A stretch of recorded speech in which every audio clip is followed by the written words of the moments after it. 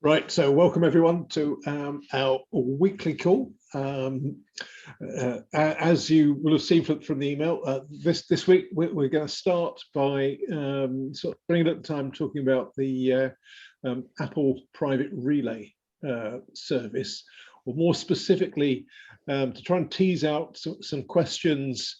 We'll start with questions perhaps linked to sort of network-related issues that might be posed by the private relay service, and then I think we'll probably branch out into a few other areas. And as a reminder, this is in preparation to a follow-on call. Tommy Pauly said he'll join us. We haven't confirmed when yet, but he said he'll be happy to join a call and sort of work through questions. But he asked that we sort of prepare some from in advance, so he's got some idea what areas to focus on. So this is partly in preparation to that, but also I think it'd be a useful area to talk about as well.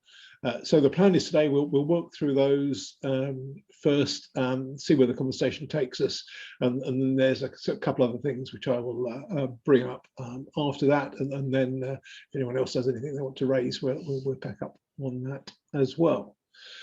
So without further ado, Kevin has kindly volunteered to kick off the discussion, air a few views, and you will have seen some of those shared on the email in advance of the call.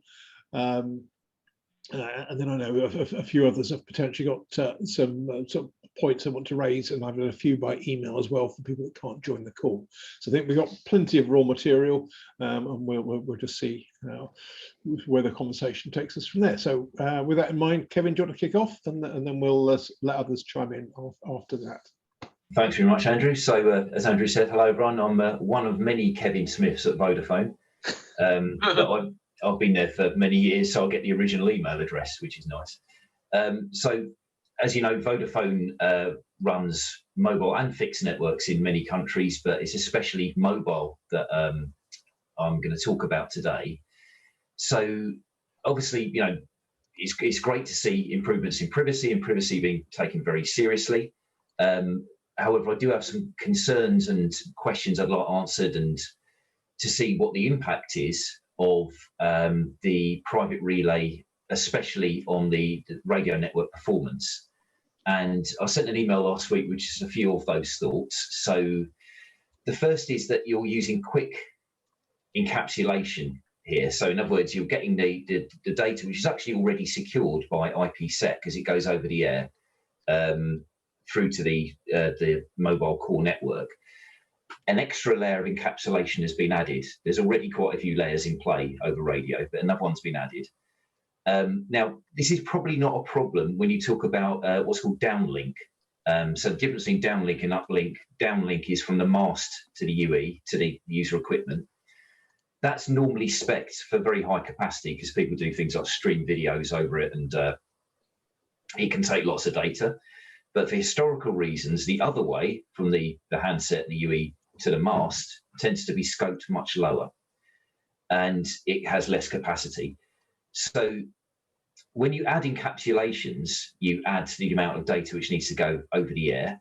Now, as signal conditions degrade, because radio is a volatile medium, the more data you're trying to shift, the more of a problem that is. And in fact, adding further encapsulations can exacerbate these performance issues. There's lots more retransmissions attempted, and it all starts to get a bit messy. So that would be my first concern, is what is the impact there, especially on the uplink? Because if you're talking every iOS customer in future, that is quite a hit on the network. That's the first one. The second one was, this is a very operator-centric quirk, probably. So network operators obviously try and protect their networks, and one aspect of this is making sure that you take care not to allow UDP, attempted UDP traffic in without a good reason. So in fact, what tends to happen, at least in my experience, is that what an operator will do is allow UDP traffic, which has been initiated from within the network, out through the firewall. but it will only give it a certain, what's called a pinhole, with a timeout of, let's say, a few minutes for that request to be answered, and after which it will close that pinhole. So that's UDP, and Quick sits atop UDP. So if we're now talking about a change from TCP connections from browsers to a great deal more Quick / over UDP connections, then that has a change, that forces a change of configuration at the firewalls. So at the moment when a TCP connection is initiated from within the network, then there's a mapping at the carrier grade NAT, the network address translation, to map the internal network address to the external internet address, and that state is held at the firewall. But now if you're changing that, and there's usually about 6 TCP connections per web domain, if you're changing that to these, as I previously mentioned, these pinholes for the Quick over UDP, there's an impact in scaling and configuration at the firewall / CGNAT. To be fair, this could be a good thing, it could not, but all I'm saying is it's a consideration. It may be that less state needs to be maintained. It may be that more effort needs to be shifting towards the security side, but I think there's an impact. The third one is propagation latency. So propagation latency is not the distance between 2 geographic points, it's the path that's taken for data to get between those 2 points, which is why, for example, you can get a Google search result quicker, or I can, than accessing my local council website, for example, simply because the data's travelled further on its travelled further on its round trip. So if you've got this ingress proxy and the egress proxy, so double proxy system, if they're geographically remote to each other, and I'll give an extreme example, there might be one in California and there could be one at the other end of the continental US, or maybe even somewhere else in the world, then you're starting to get a significantly much greater round trip distance, which is going to be a problem for both latency and potentially throughput as well. So I'd be interested to hear what the strategy is and exactly how good matchmaking is done between the ingress and egress proxy. And then the next one was congestion control. So congestion control is typically quite a problem on mobile networks, and this is all down to the aforementioned radio volatility. So congestion control, endpoint to endpoint congestion control, tends to work well on fixed links with predictable throughput and bandwidth and what have you. Mobile, the available bandwidth can change by an order of magnitude in under a second, especially as people are moving around, people join or leave cells, you start to move nearer or closer away from the mast, let's say. Unfortunately, classic congestion control algorithms, if they don't receive an ACK, and this might be because the radio is having to do its own retransmissions because of poor signal, if they don't receive an ACK, they will wrongly infer packet loss, and they will retransmit, and they will drop their sending rate significantly and then slowly inch it up again, and you get this horrible sawtooth pattern of sender rate. There has been some good thinking about this in the last several years in the IRTF and the IETF on more modern congestion controls that better work on mobile, including, for example, BBR v2. So this attempts rather to monitor jitter, the variance in latency, to finer tune the mobile throughput rather than having this horrible sawtooth that I mentioned. So I'd be interested to hear that Apple, if they're going to encapsulate everything in Quick, that they're going to use a congestion control algorithm that better accounts for this. And then probably the final point was Quick involves padding to make sure, to kind of, for good reason, for privacy reasons, to help try and hide, what the service being used in, which is, a noble intention. However, again, because of the uplink issues, probably on mobile networks, there is a standard MTU of about 1,500 bytes, maybe thereabouts, and we have maximum segment sizes to avoid fragmentation. So what we'd want to make sure is ideally you try and avoid fragmentation on the over-the-air interface, because it can just exacerbate these problems with congestion that I mentioned earlier. So if there is a quick encapsulation which exceeds that, you could get fragmentation, it could cause configuration problems, and not so good for the user. So those were my, however many it was, 5, 6 concerns and considerations for private relay over mobile, and I'll be very interested to hear everyone's thoughts. Fantastic, thanks, Kevin. So I can see Ralph has raised his hand on that. So we'll take any comments or questions on those, and then see what other thoughts other people have on perhaps other issues as well to add to that. So Ralph, do you want to jump on? Yeah, so I think we should kind of structure this discussion in two ways, because one of or a couple of the points you mentioned are actually problems or consideration with regards to the QUIC protocol. And the QUIC protocol is something, it's just been an RFC, I believe 9,000 is the number, is something much bigger than Apple Private Relay, because Google already is using in its browsers QUIC to connect to its services. So there is probably a wild use of it already in the wild, probably more than Apple will generate with Google, with the Private Relay. So I think we should kind of, and they're all valid points. I mean, so we should probably distinguish between the Private Relay part and the kind of QUIC part within the discussion.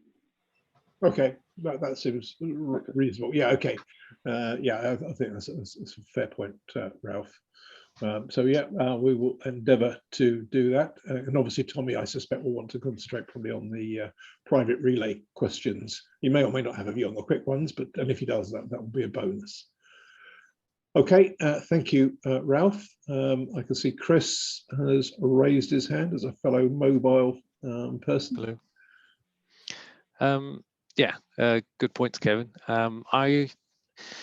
Yes, there's a lot of technical quick stuff in there, and yes, it is important. Some of the answers that I could come to is I know that QUIC is supposed to support rebinding of NATs. So as long as the connection's being, as long as the packet's being sent from the client towards the server, yeah, it is designed that you can map it to a different address or a different port, and it should handle it. But whether it works in practice, I don't know. And of course, if the packet is coming the other direction from server to client, then I suspect it will just get dropped.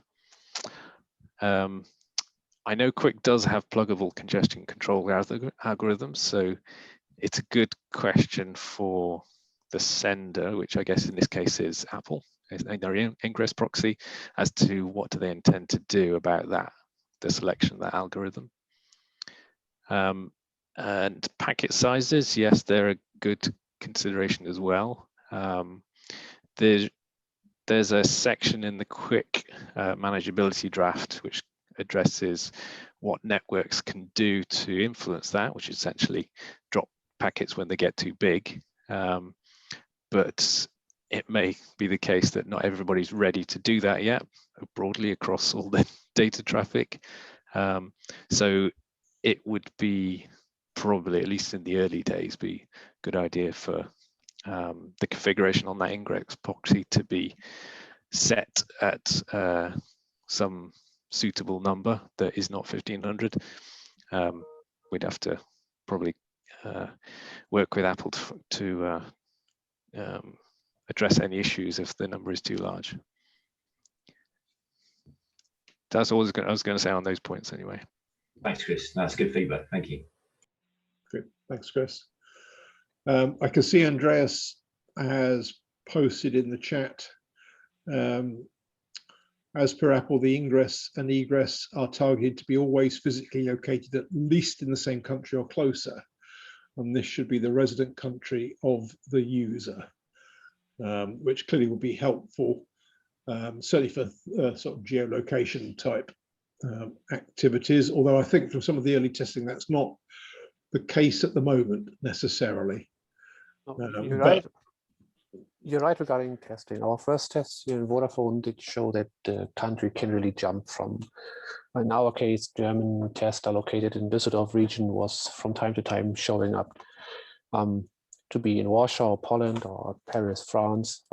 But at least just to comment on the point that Kevin raised, where he said that potentially the distance between the ingress and egress proxy could be huge and could cause additional delays. That was the point when I pasted this, just to highlight that at least the Apple idea finally will be to bring these proxies close together. For sure, whenever you add those kind of hops, it causes delays, but at least Apple is aware and tries to minimize this by putting them into a very close location. Yeah, well, I think isn't there an option for the user to request that they're further apart. I can't remember the exact phrasing in the explanatory video, but I think there was an option where you could request it was sort of made more anonymous for you by moving it further away. But yeah, I think you're right. The default would be it should be quite close to you. Yes, true. You can either choose to have the relocation of your IP address either to your next area. And I think in the video they mentioned the Cupertino area, where they have pretty much a huge number of egress proxies around Cupertino, or a broader relocation, which would be in the Apple scenario, just California. But they already told us that, especially in smaller countries, that there will be no split and no difference. So, for example, very likely if you're in the Netherlands, they don't make any differentiation between city A or city B in Netherlands. Right. Because just the geolocation of Netherlands is too small compared to this big country of USA. And for sure, the partners they can acquire for hosting the egress services would also be lower in other countries than USA, at least in the beginning. Let's see how this will evolve, but the US will have much more such egress serving partners than other countries in the beginning, at least. Yeah, fair point. Yeah, thanks, Andreas. I see Ulrich, you've raised your hand. Yes. Yeah, I wanted to add a question here about, so from what I've seen about this Apple stuff, I think they're going to use the oblivious DNS. That's what it looks like. But what I haven't heard a lot about is who is the egress of the oblivious DNS in Europe or in other countries. But, you know, and that would be an interesting point, because I mean, there's a lot of discussions about, you know, American cloud providers and European GDPR. So I think that would be an interesting question to get an answer to. Yeah, and I think I read somewhere certainly that Cloudflare and Fastly and possibly Akamai, and Ralph is on, he might know better if that was correct on the Akamai side. I think I read those three, but anyone wants to comment on that, that would certainly be useful. I read this, maybe you read the same article than I did, but in that article it was stated that Apple did not confirm the partners officially. Ah, yeah. Maybe that will change, but also from our tests in Vodafone, we can see that some of the IP addresses, at least in the egress proxy area, are definitely owned by Cloudflare or Akamai. That's what we saw when looking up the IP addresses and the owners of the IP addresses. So it's kind of likely that at least Cloudflare and Akamai are really part of those egress hosting CDN networks which take part in this program from the beginning. But no official statements from Apple have been announced as far as we know. Yeah. I wonder if somebody could send a link to the article you're talking about. If anyone has it to hand, go post it in the chat. That'd be helpful. If not, I can do that after the call. But if someone does have it to hand, that'd be really useful. And of course, it does. The one thing that Apple have done, which I think does at least solve one potential challenge with Oblivious, is they're providing the servers on if you like one side of Oblivious, because I think one of the risks with Oblivious is you have colluding proxies. So potentially you have, because I'm a bad person, I provide a proxy which only talks to my own proxy. So basically you've got no increase in privacy, because I can see both sides of the discussion. So clearly, by Apple providing all of the proxies on the sort of outgoing side, that at least fixes that issue that they're only sending it to a third party as a receiver, which is a good thing. I see Paul and Andy have both raised their hands. So Paul, do you want to jump on? Yeah, I would say on the third parties, if Apple doesn't want to confirm it, you know, the only way we're going to confirm it is just based on the IP addresses and being able to assign those back. I can say, having worked for a company that contracted with Apple in the past, you're generally greatly prohibited from stating anything about your relationship with Apple if you know, even if you have a contract with them. So I would be surprised, you know, unless there's something in there in a contract, someone like Ralph may not be able to comment one way or the other on that, just because of those. Apple just loves secrecy, right? That's their go-to thing in all the years I've worked with them off and on. Yeah, well, we can always put that question to Tommy then. I'm sure he won't mind. Yeah, so thanks, Paul. Andy, and then Stacey after Andy. Thanks, Andrew. Just a general one. Whilst it's good to see enhanced privacy options for customers, it'd be good for us also to explore within this group some of the potential consequences to DNS, SNI-based content filtering, zero rating, cybersecurity, content caching, and peering routes. Yeah, those are all good thoughts. Were there any in particular you had any thoughts on yourself, Andy, or was that just a sort of general? Just a general comment, yeah. Okay. All right. Well, if anyone else wants to pitch in on any of those, feel free to raise your hand then. If not, I'm sure we'll come back to some of those, and I'll certainly note them to include on the list for Tommy as well, as general points, Andy. Thank you. Stacey?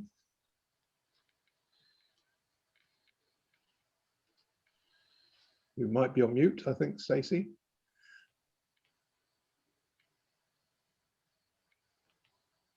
Well, you don't seem to be on mute.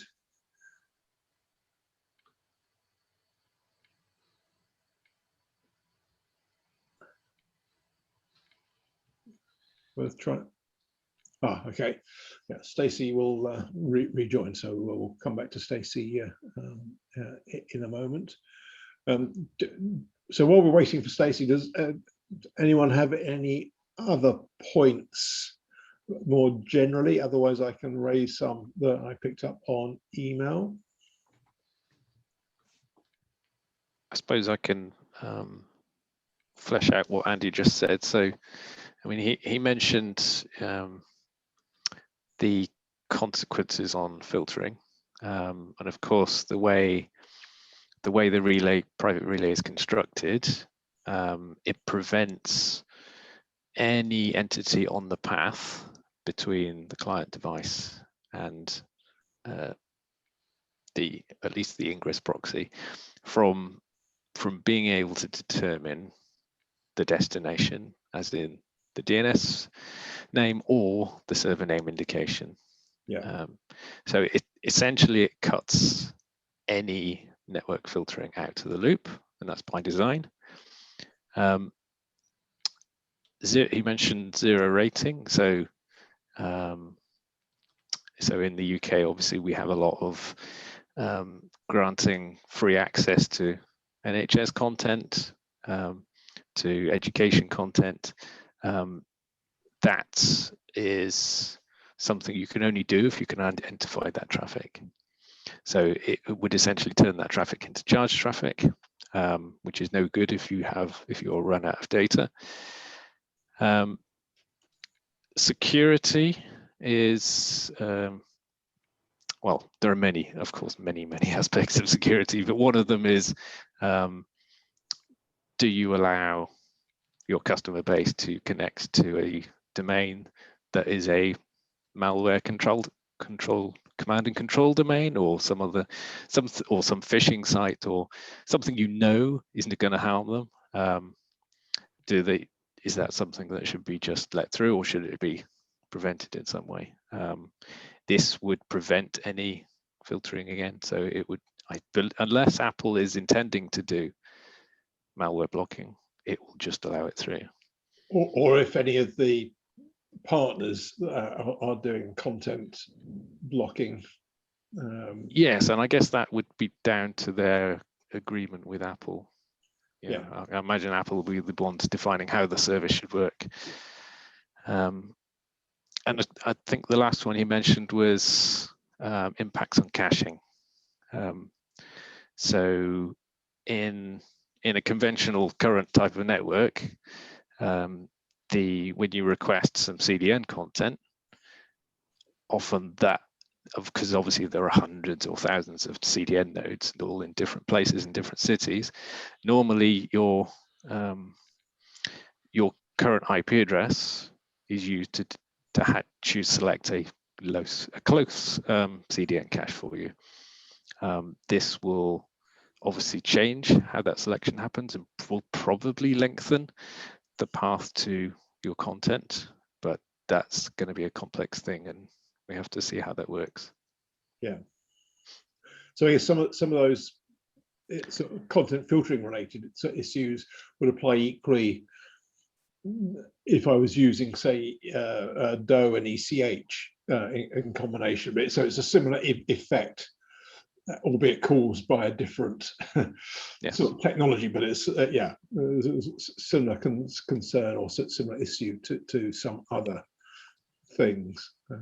Not that deals with the problem, but it's interesting that it's come up again, Chris, through a different path. So, okay, that's helpful elaboration. Thank you. And that's worked out really well time-wise, because whilst we've been talking, Stacey has managed to reconnect and hopefully now is able to talk when she comes off mute, but let's keep our fingers crossed. Hello, can you hear me, Andrew? Fantastic, that worked, well done.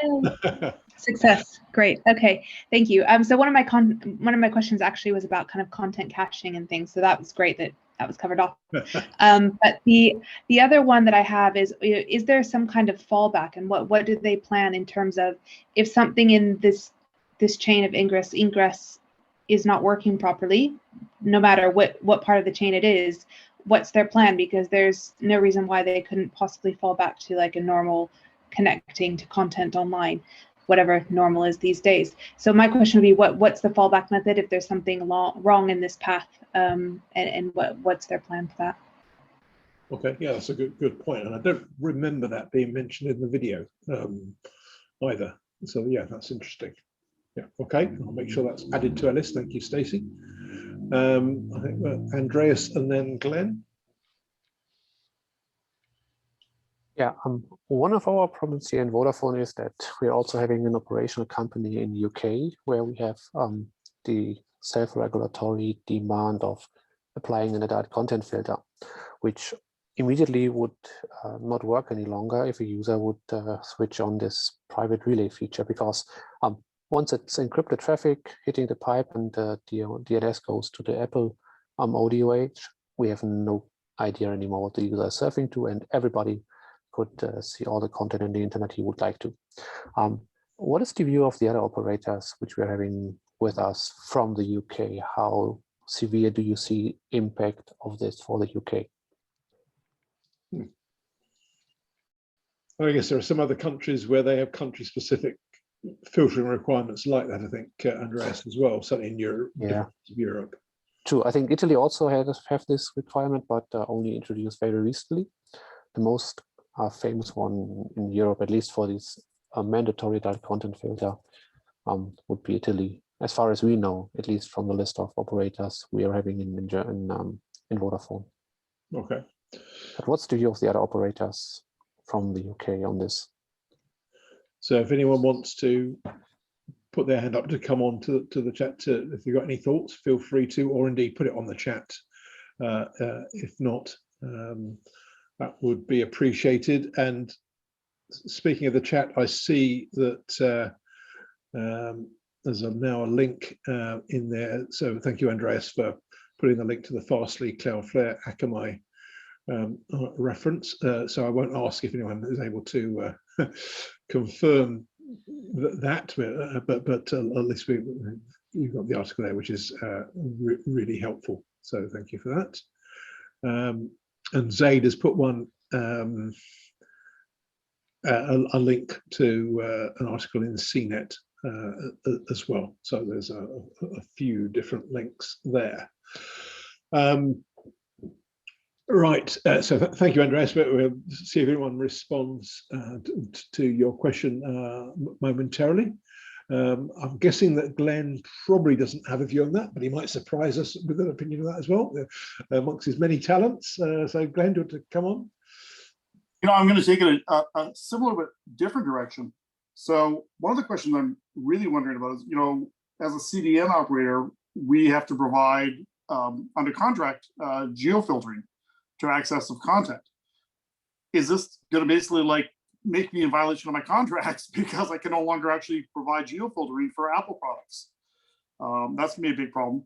The other thing I'm worried about too is, and this might be more of a policy thing that Tommy can't cover, but I'm curious how they're going to respond when we start doing investigations, because this seems like a great tool, and admittedly, you know, bad people have already had similar tools in their arsenal, but this has really lowered the barrier to entry and given them to like everybody and every kid.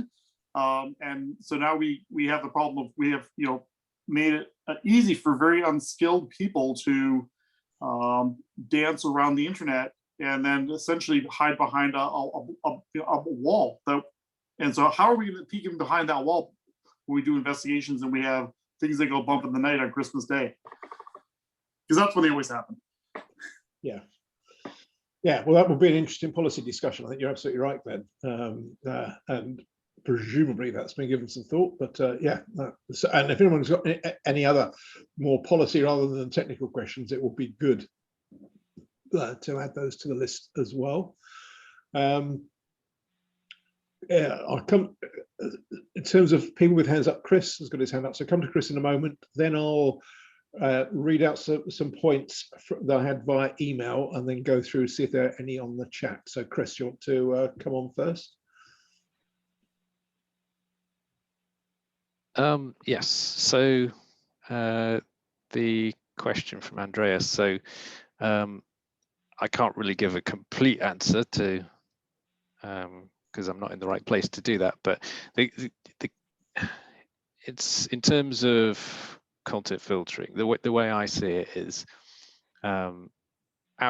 we're providing a service to our customers, and our customers have requested a particular part of that service, which we call content log, and that's essentially the parental control function. They can set which level they want it to operate at, or they can turn it off. So if our customers have said to us, "I'd like this turned on at a particular level, please," yeah, then by default, we obviously want to provide that service. So it's a question of how can we provide it? Clearly we can't if this is turned on. So that means we have to figure out how do we communicate that to the customer. Can Chris, sorry to interrupt, but it might be useful to just to highlight this. I think one of the options for network operators is I think you can opt out of the private relay service. I can't remember the mechanism for doing that. So I wonder whether perhaps a question to pose of Apple is, would it be possible to do that just for those customers that have opted into content filtering, for example, rather than say the entirety of the BT network in your case, or the E network opts out? Can you do it more selectively than that, maybe? Yeah, I mean, that's the question for them. How do they want the service to work, isn't it? So I can't answer for them, but it's, in terms of could we block it? Yes, I mean, any network can block private relay if they want to, but the fact that they've done that results in a message presented to the user, which essentially says something like, this network is spying on you. It doesn't actually say that, but that's the gist of it, that this network can see all your activity. And so that's quite a strong message. It's, so as I was sort of saying, going back to the original point, if our customers want this parental filtering to work, yeah, and it doesn't, we've got to tell them, but we're not sure. Well, we have to figure out what to say. So we could say,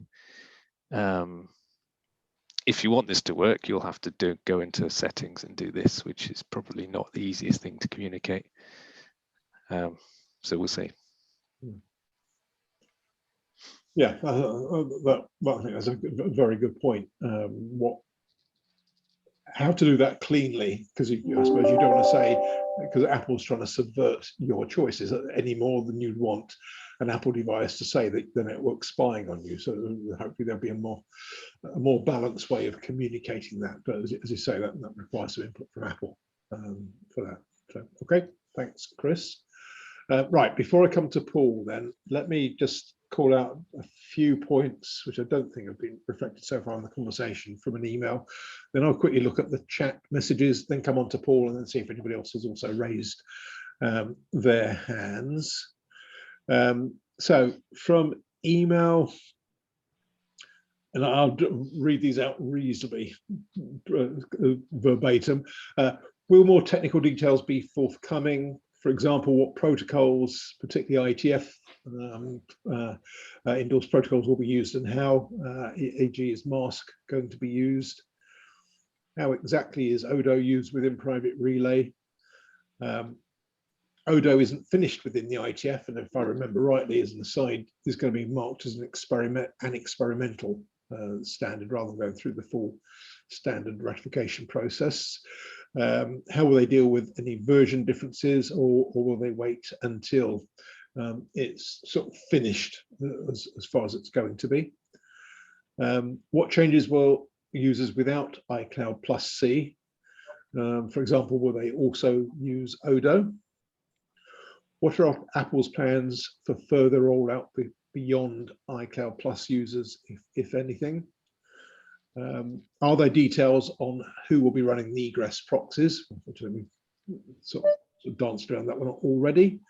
And would a user such as an enterprise be able to run their own ingress proxy, or would they have to use Apple's proxy, which I think is a good thought. So that's everything I had in advance on email, other than the points that Kevin raised on email and Paul raised on email beforehand. Just quickly skipping through the chat before I come back to Paul.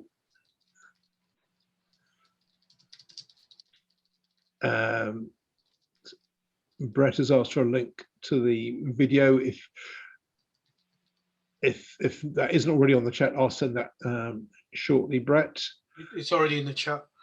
Thank you. So me getting that far down. Thanks, Andreas. Thank you, Andreas.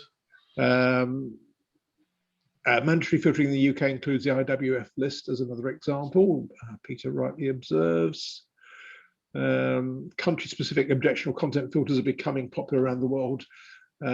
Several countries have passed laws on this, which Paul commented on.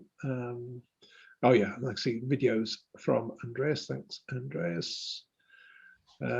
Adult content filtering would also certainly be impacted. That's my understanding, Hugh, as well. So it's any content filtering in this regard. See, Henny's also provided a link to the video.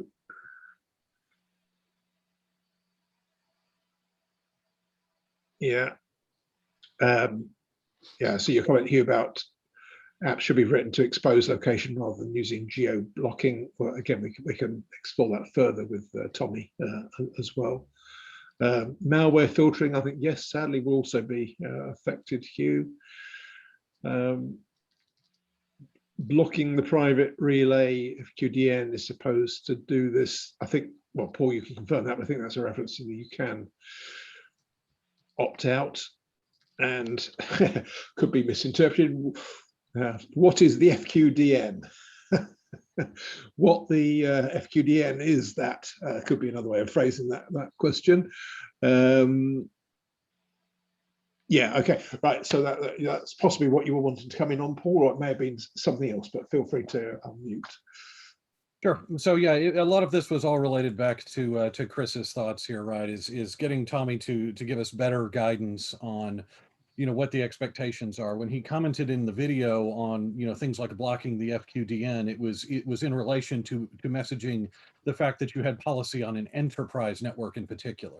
And so I want to understand, a lot of the questions I wrote in my email back to you were related back to that. So, namely, what's the experience for blocking on Wi-Fi versus the experience for blocking on, a cellular data network, right? He showed the pop-up, specifically on Wi-Fi in the video, but is there going to be a different experience when I'm connected on a mobile network? And, greater to the point there, philosophically, are we going to get into a war of sorts in between blocking it, right? So are they explicitly not going to allow you to block this if you're a service provider, right? They could mux this traffic in with something else using Quick, some of their other services, and make it, exceptionally inconvenient to block this if they wanted to. And so that's my questions, for Tommy are more around, philosophically, are you going to allow a service provider to block this, especially if it's a service provider where we have an opt-in relationship over, some kind of content control service? And I suppose expanding on that, Paul, because this isn't being, I think the plan is this won't be provided in all countries, because in some countries it's not legal to do so. I think there's the gist of it. So, and I think some of those countries included places like China. But if that's the case, and if it's a legal requirement, let's pick on the UK, as I'm in the UK, to block certain content, presumably Apple would want to be compliant with that legislation as much as it would want to be compliant with legal requirements in China, because otherwise that would be a really bad look to only comply with legislation in more legally strict countries. And I'm being polite. Yeah, it wouldn't be a good look to not to worry about legislation in democracies, for example. So yeah, all sorts of questions there. So just to point out as well, you can block a domain if you're the DNS recursive resolver provider, but you can't if you're not. So if private relays in tandem with third-party DNS being used by the UE, then you can't block the FQDN. No. Yeah, I'd be curious on the same vein, can you block it on the IP address, right? The same situation, even if I'm not the DNS server, can I, go look those things up and block, if it's known IP addresses and there aren't other services mucked onto the same IP addresses, can I block those IP addresses because my subscriber specifically opted in?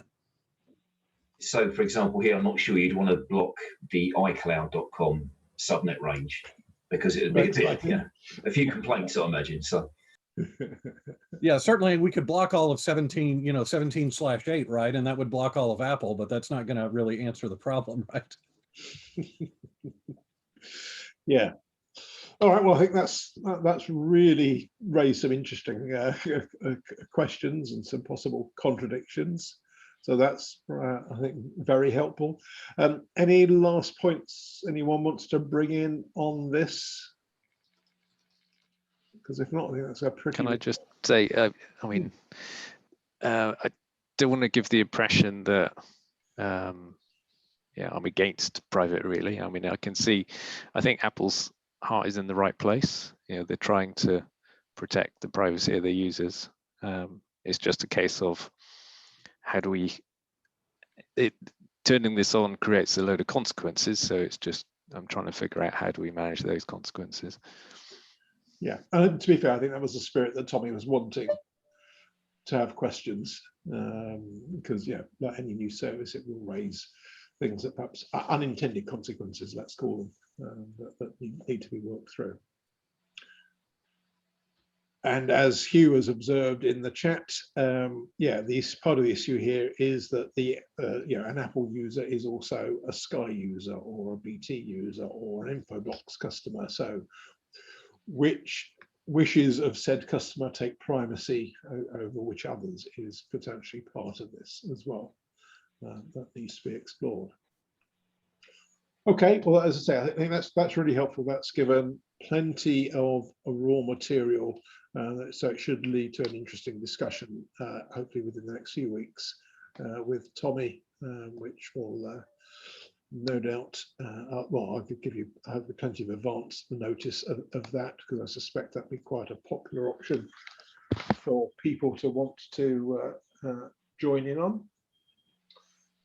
Sort of vaguely linked to that, as I segue seamlessly into any other business, in case you haven't picked it up in your many emails, there is now an IETF oblivious HTTP mailing list, which has relatively recently been created. So in the chat, I've put a link to that in case you've not seen it and would wish to subscribe. Because I'm sure most of you don't have particularly busy inboxes, so would welcome some more email and more opportunities to express your opinions on mailing lists. Yeah, but more seriously, I think that will be well worth watching. And I think the plan now is, although there's already a draft charter for that working group, based on the last IESG meeting, if I get my meetings right, that's now going to be at BOF at IETF 111, rather than going straight to chartering. So that will definitely be a session worth joining, and hopefully, as one of our esteemed co-chairs, or if not actually both of them, I think are on the call, for example, the ADD working group won't clash with the BOF, because that will be very unfortunate if they yeah, we'll definitely make sure of that. Fantastic, because I think many people on here would want to do both, if at all possible. And then changing the subject a little, I'll also post a link in the chat. Mozilla, those of you with incredibly good memories will remember that Mozilla's held a public consultation on its TRR, which finished back on the 20th of January. The results of that public consultation haven't been published yet, but I've posted a link to a blog post which came out a few days ago now, which at least gives an initial view on one point which arose in a number of our respective consultation responses, which is they're no longer requiring TRR providers to publish block lists. I think they've noted and accepted that that does cause problems in a number of jurisdictions. So that requirement has been removed from the TRR policy. They've also, if you look at the blog post, you'll find a link to the 57 responses to the public consultation. So you can read all of those in all of their glory, should you wish to. But their analysis of the responses hasn't been published yet, and will be coming, I think it said on the blog post, in the next few weeks. So hopefully fairly soon, and I have reached out to the team to ask if they can be a bit more specific than that, and also if as soon as they got that published, again, I'll invite them to join the call, because I'm sure there'll be questions from people on here on their analysis and the response that they or their conclusions of the whole consultation. So as soon as I hear any more on that, again, I will let you know. Right, which brings us on to, does anyone else have any other business, anything else that you would like to raise? If you do, feel free to raise your hand. And whilst you're thinking, I forgot to also mention, Echo and ICANN are running a session, a readout from last week's ICANN. I put it in a link in the weekly email. I think it's from memory on the 24th. It's coming up fairly soon. So you can probably get a condensed view in an hour and a half of the sort of highlights from ICANN last week if you weren't able to join or couldn't make all of the sessions throughout the week. So it'll be quite an efficient way of catching up with whatever came out from ICANN. Right, anything from anyone else in the last couple of minutes that we have today? Don't see anything in the chat, and I don't see any hands raised. In which case, Fantastic. I think we've got plenty of meat to share with Tommy. So thank you, everyone. Well, thank you, Kevin, in particular, and everyone else for contributing your thoughts on that. I think that's really helpful.